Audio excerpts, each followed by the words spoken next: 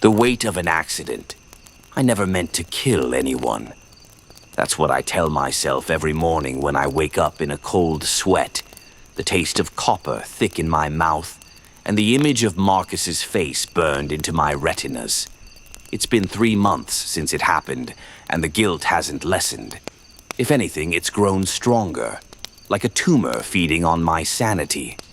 It started as a joke, a stupid, thoughtless joke that I replay in my mind every waking moment, searching for the precise second where I could have stopped, where I could have chosen differently. But hindsight is a cruel master, and it offers no mercy to those of us who live in its shadow. Marcus and I had been friends since college, the kind of friendship built on shared late nights, terrible decisions, and an endless stream of pranks that escalated with each passing year. We were 32 then, old enough to know better, but still young enough to think we were invincible. He was getting married to Sarah in 2 weeks, and I was his best man. The bachelor party was my responsibility, and I'd planned what I thought would be the perfect send-off at his favorite restaurant. The plan was harmless, or so I thought. I'd bought what I believed was a concentrated hot sauce extract online, something that would make his food unbearably spicy, but ultimately harmless. The kind of prank that would have us both laughing about it for years to come. The bottle was small, unmarked except for a handwritten label that read, "Extreme heat, use sparingly."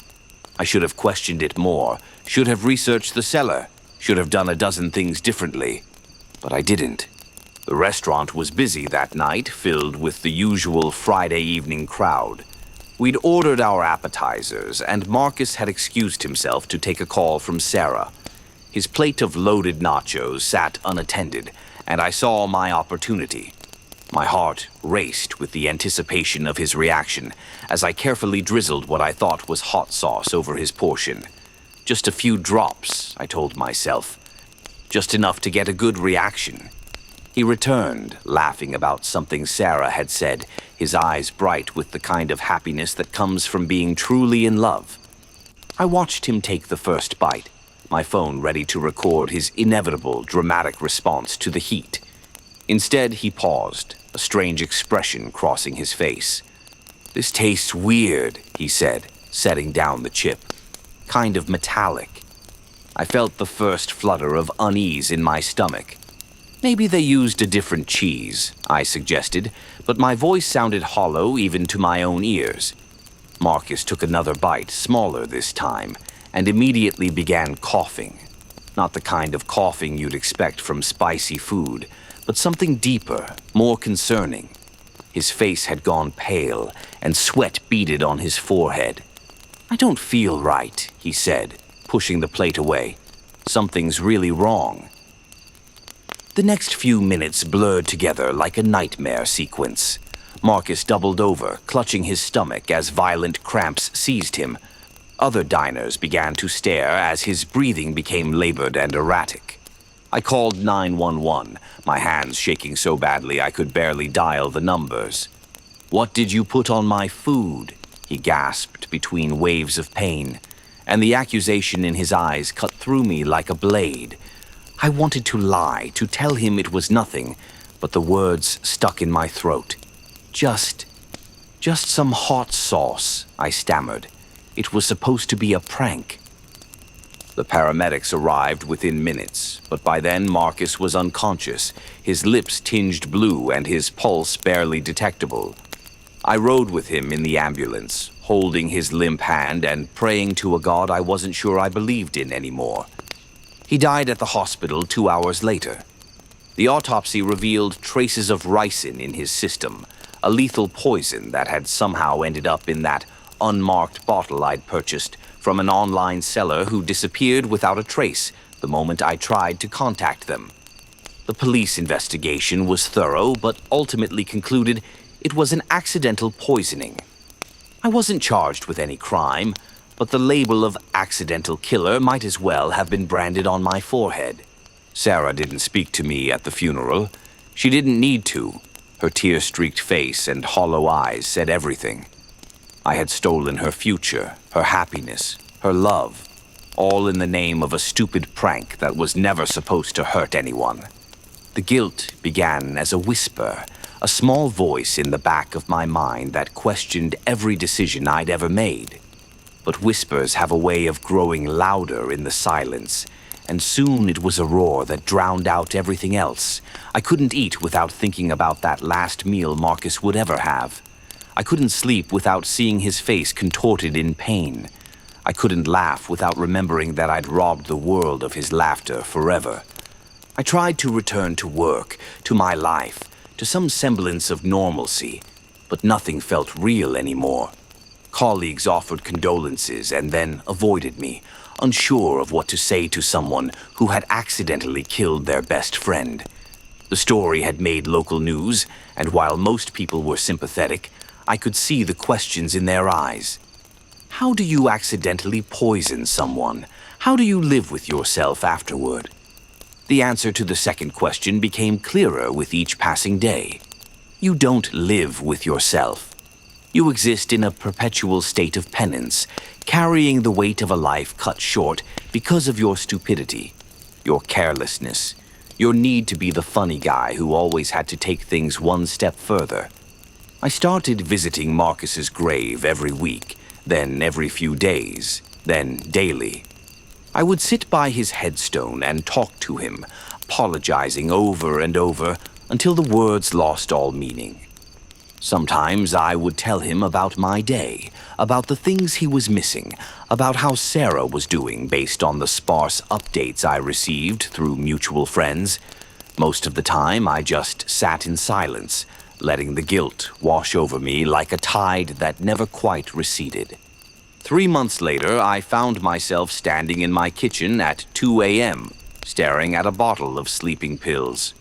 The rational part of my brain knew that my death wouldn't bring Marcus back, wouldn't ease Sarah's pain, wouldn't undo the terrible chain of events I'd set in motion.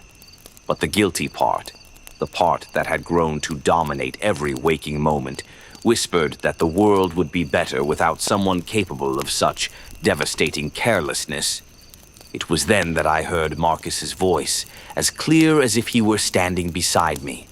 Not the pained, accusatory voice from his final moments, but the laughing, joking voice of my best friend.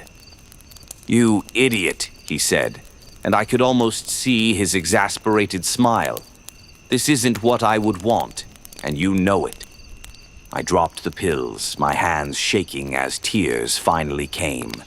The first real tears I'd cried since his funeral. For hours I sobbed on my kitchen floor, mourning not just Marcus, but the person I used to be before that terrible night changed everything. The next morning I made 2 phone calls. The first was to a therapist, because I realized that carrying this guilt alone was slowly killing me, and my death wouldn't honor Marcus's memory. It would only create more pain for those who cared about me. The second call was to a victims' rights organization, where I volunteered to speak about the dangers of online purchases and the importance of product safety. It wasn't absolution. I don't believe I'll ever be truly forgiven for what I did, least of all by myself. But it was a beginning, a way to channel my guilt into something that might prevent another tragedy like the one I'd caused. 6 months after Marcus's death, I received an unexpected visitor. Sarah stood on my doorstep, looking older than her 29 years, but with a strength in her posture that hadn't been there at the funeral. "I need to hear you say it," she said without preamble. "I need to hear you acknowledge what you took from me." I invited her in, made tea with hands that still trembled when I thought too deeply about that night, and told her everything. Every detail of my thought process, every moment of that evening, every sleepless night since. I didn't ask for forgiveness. I had no right to, but I gave her the truth she deserved.